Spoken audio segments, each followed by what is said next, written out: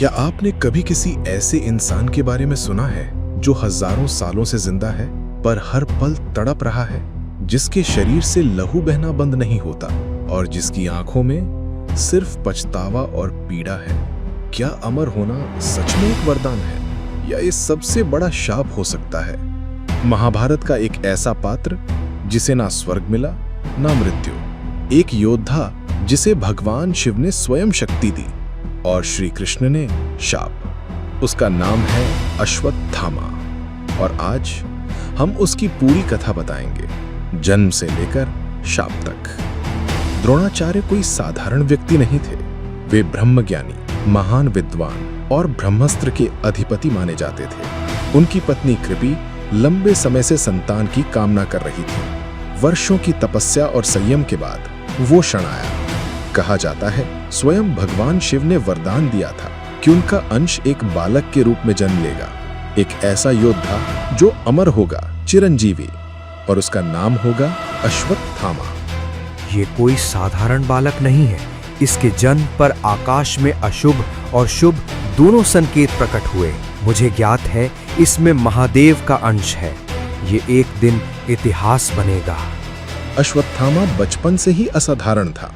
उसकी बुद्धि, गति और तेज बाकी बच्चों से अलग थी। वह बचपन से ही युद्ध कला में पारंगत होने लगा और उसके इस तेज का एक कारण था उसके माथे पर जड़ी वह दिव्य मणि जो उसे रोग, भय और थकान से दूर रखती थी, जिसके कारण उसका शरीर कभी कमजोर नहीं पड़ता था। ये मणि न सिर्फ उसकी रक्षा करती थी बल्कि उसके भीतर एक ऐसा तेज भरती थी जो उसे ईश्वर का अंश बनाती थी। पर दिल में हमेशा एक टीस रहती, पिता के सम्मान की प्यास। माँ, क्या पिताजी मुझसे प्रसन्न हैं?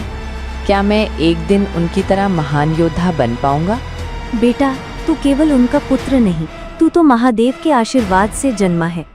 तेरे माथे पर जो मणि है वो तुझे संसार से अलग बनाती है। तुझे अमरत्व का वरदान मिला है। तेरा जीवन केवल तेरा नहीं, इस धरती के युगों का साक्षी बनेगा। महाभारत का युद्ध छिड़ चुका था। कौरवों की सेना का नेतृत्व कर रहे थे गुरु द्रोणाचार्य और उनके साथ युद्ध में उतरा उनका पुत्र अश्वत्थामा। बेटा, धर्म का साथ देना पर अधर्म की राह कभी मत चुनना। पर युद्ध में सत्य, धर्म और भावनाएं सब धुंधले पड़ जाते हैं। एक दिन पांडवों ने अफवाह फैलाई कि अश्वत्थामा मारा गया है। ये झूठ सुनकर द्रोणाचार्य टूट गए। उन्होंने अपने शस्त्र त्याग दिए और तभी धृष्टद्युम्न ने उन्हें धोखे से मार दिया। अश्वत्थामा। जब अश्वत्थामा को यह ज्ञात हुआ, उसका हृदय क्रोध से जल उठा। वह अब केवल एक योद्धा नहीं रहा, वह प्रतिशोध की ज्वाला बन गया।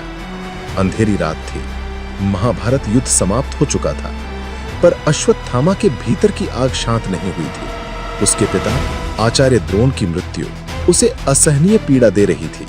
उसने बदला लेने की ठानी, पर यह बदला युद्ध भूमि में नहीं बल्कि सोते हुए मासूमों पर उतारने वाला था। अश्वत्थामा ने एकांत में बैठकर भगवान शिव का आवाहन किया। वो शक्ति चाहता था, विनाश की शक्ति, और शिव ने उसे नारायण अस्त्र, ब्रह्मशिरा जैसे भयानक दिव्यास्त्र प्रदान किए।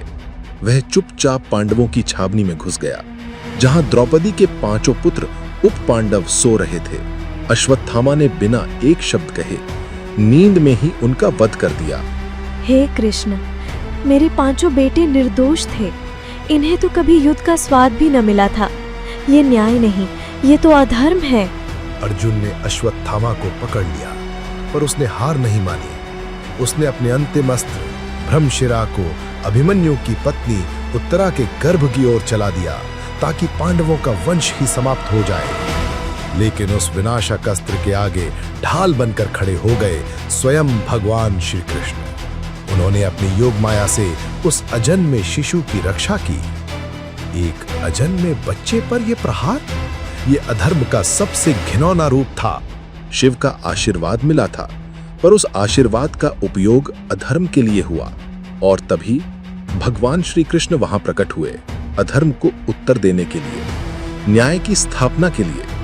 हे अश्वत्थामा, तूने आज धर्म की सारी सीमाएं पार कर दी। तू अमर है, पर आज से तुझे मिलेगा अमरत्व का शाप। कृष्ण ने उसे श्राप दिया तू अमर रहेगा।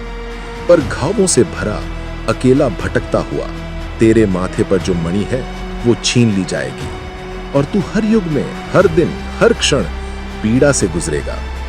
आज भी कहा जाता है कि भारत के कुछ जंगलों में एक योद्धा भटक रहा है, जिसके माथे पर एक घाव है और जिसकी आंखों में शाप है। वह है अश्वत्थामा।